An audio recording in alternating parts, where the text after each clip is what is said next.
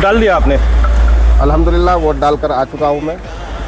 और ये वोट संविधान की, देश के लोकतंत्र की और देश में जो गंगा जमुनी तहजीब कायम है इसकी बका और तहफ़्फ़ुज़ के लिए हमने डाला है। और हमारी ख्वाहिश ये है, दुआ है, आरज़ू है, तमन्ना है कि बिहार में तब्दीली हो। बिहार तब्दीली मांग रहा है। मैं आपके चैनल के माध्यम से कहना चाह रहा हूँ कि बहुत से लोगों ने बिहार बदलाव का नारा लगाया था, बिहार बदलाव की एक मुहिम चलाई थी, लेकिन मैं समझ रहा हूँ बिहार बदलाव की उनकी मुहिम का फ़ायदा महागठबंधन को होता हुआ नज़र आ रहा है।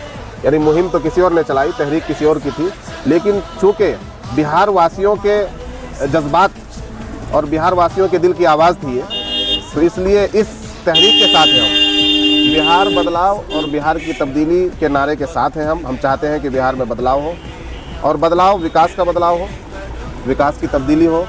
बिहार में जब तक तब्दीली नहीं होगी, सरकारें नहीं बदलेंगी, तब तक बिहार की सूरत, बिहार की तस्वीर और बिहार की तकदीर नहीं बदल सकती।